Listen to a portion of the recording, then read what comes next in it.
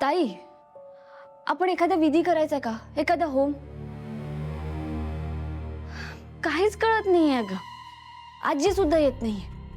आजी आली असती तर तिने काहीतरी सांगितलं असतं आपल्याला. नाही मीरा, आजींना जितकी मदत करायची होती ती करून झालीये. अगं पण मग आता आपण काय करायचंय? एक उपाय आहे.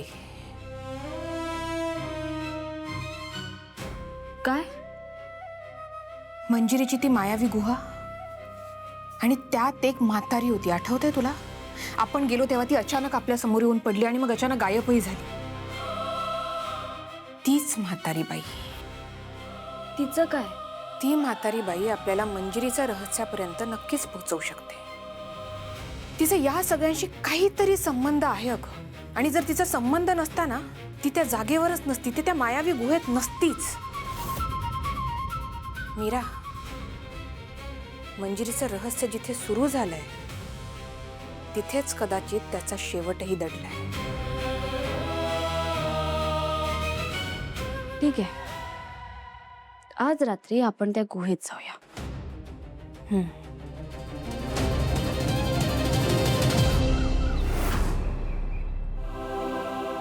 ये. मीरा दिसत नाही. कुठे आहे ती? मला नाही माहिती. ती पुन्हा आधीसारखंच वागते रे. ना काही सांगते ना विचारते, सरळ निघून जाते. असो, मी आलेच. तुझ्या आवडीची भाजी केली आहे, घेऊन येते.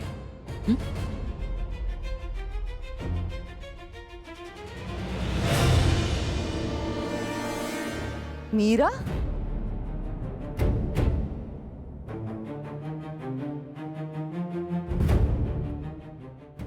अथर्व, कुठे गेली होतीस मीरा? बंदोबस्त करायला गेले होते.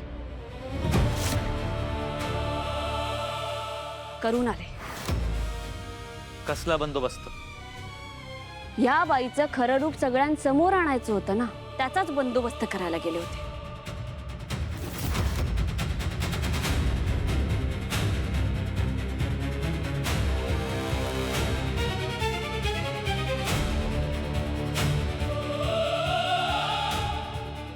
खूप दिवस वाट पाहिली.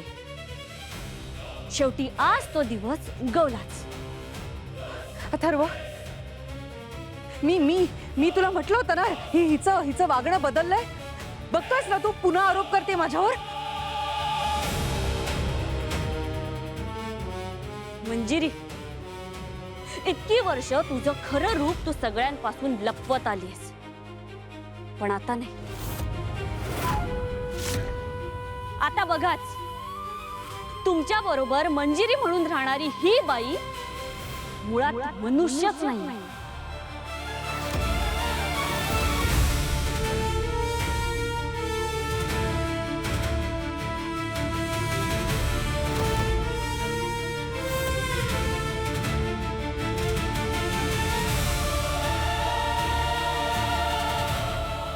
नाही अथर्व, नाही.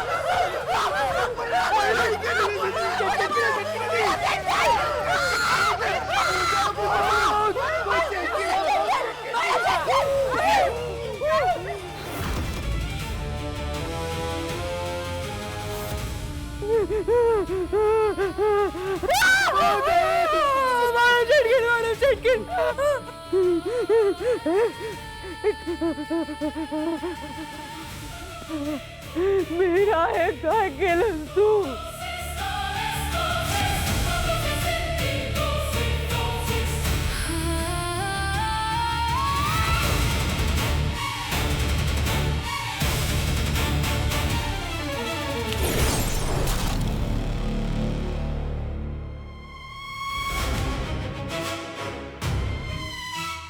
मीरा फोडून काढिला.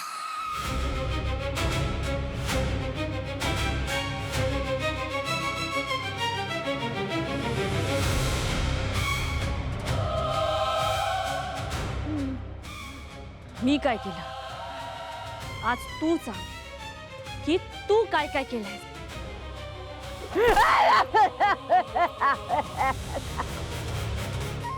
आजपर्यंत ज्या लोकांनी तुला आपलंच केलं तू त्यांनाच संपवत आलीस.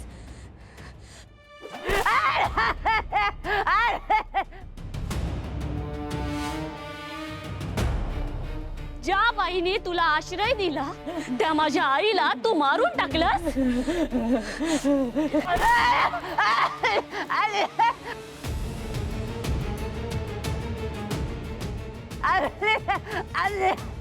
ज्यांनी तुला विद्या शिकवली त्या माझ्या बाबांना तू कैद करून ठेवलंयस.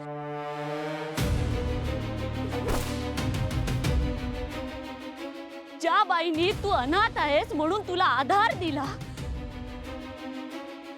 त्या अथर्वच्या आईला तू मारून टाकलंस. दादासाहेबांना मारलंस.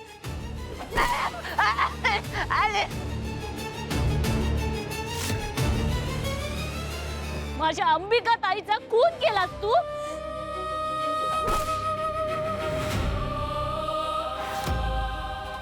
वेदाला सतत सतत मारण्याचा प्रयत्न केलास तू. का?